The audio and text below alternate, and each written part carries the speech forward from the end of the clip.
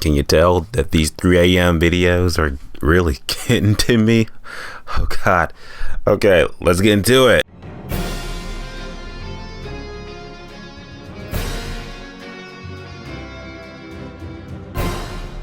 Marvel's What If Episode 3. So Marvel What If Episode 3, the third episode of the new MCU project, Marvel's What If, that tells stories of like, okay, what if this happened in the universe? What if this happened in the MCU? If something zigged instead of zagged, now we have a whole new episode of Episode 3, and this was a decent episode. I will say I walked away from it just like, it was really short, but I like the idea, because again, I like that they're doing something new and different that we haven't seen, not something that's like a rehash of, past MCU movies. This time the episode is pretty much centered around what will happen if somebody picked off the Avengers before the Avengers, really got going, and it was an interesting episode, I will say. Interesting in concept.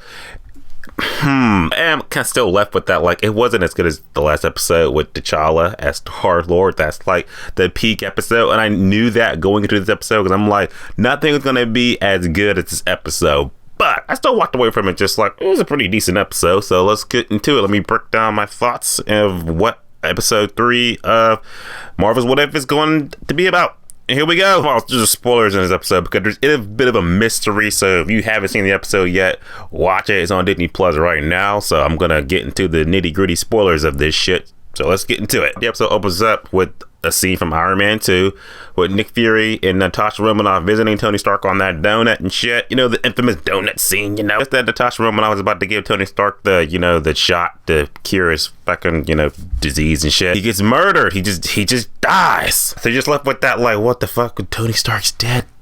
How many times they're gonna kill off my man Tony? So they think Natasha Romanoff did it per SHIELD protocol, but of course Nick Fury knows, like, okay, there's something else going on and shit, so I need my best agent, to be on the outside to figure the shit out. Now we have a mystery going on, like, how did Tony Stark die?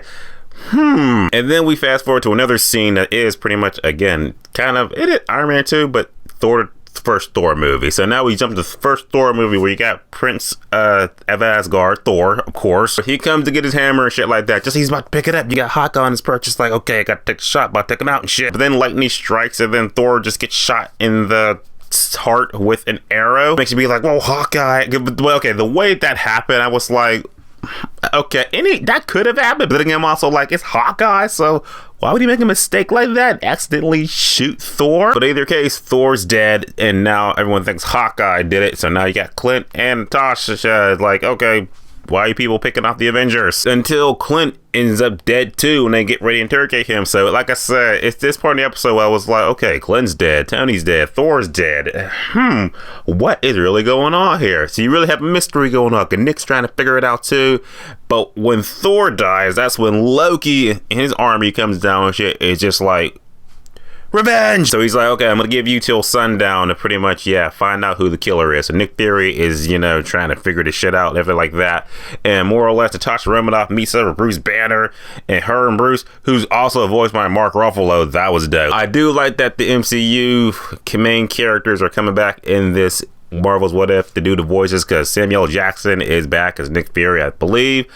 Jeremy Renner was still Clint, and Phil Coulson, everybody there was back more or less. Natasha was a bit off, but it didn't bother me, because I was like, because again, that damn Avengers game. So I can settle for, like, the knockoffs of shit. Anyway, Loki comes to Earth and he's like, yeah, you got till tomorrow to, bring my brother's killer to justice, or I'm just gonna fuck the Earth up. It's spoiler alert, he fucks the Earth up anyway, but not in the way you think. Oh, also Bruce Banner dies, that's the Hulk, because there was this thing going on like, oh, Hulk can't die, he can't die, so I got nothing to worry about, until he dies and he explodes. I was like, what the fuck, Hulk die, what the fuck's going on? Then Natasha Romanoff gets taken out too, so you're like, what the fuck is going on? But she leaves Nick Fury a message and everything like that.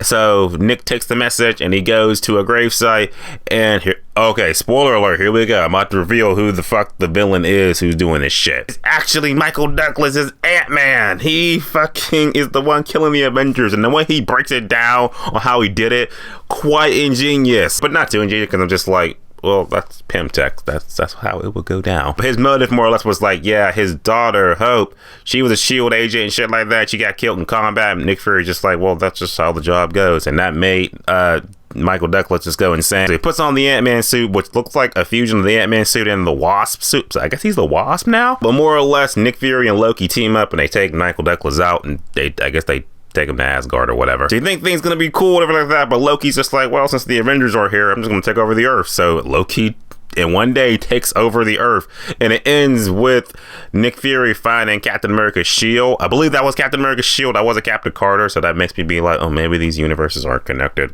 Oh well. Episode ends with him being like, okay, Captain, good to see you again. And behind them is Carol Danvers, Captain Marvel. Good to see her back again. And the episode ends. It makes me be like, I wonder if the next episode is gonna be like, okay, he's gonna get the Avengers to go. Well, maybe it's not. It's gonna be something different. And the day Marvel's What If episode 3, it was okay. It was okay. I like the idea of the story, but again, for me, it was too short because I'm just like, the conspiracy of who's killing the Avengers, that could have been like a fucking like 2-3 part episode special event. That would have been dope. But at the same time, just like, okay, 30 minutes. Okay, let me get back to bed. What do you think about episode 3, Marvel's What If? Put up something to talk about it, and it's on Disney Plus right now. Whatever you think, let's talk about it, and I'll see you guys in the next video because I gotta get me some sleep. And as always, guys, subscribe. Until next time.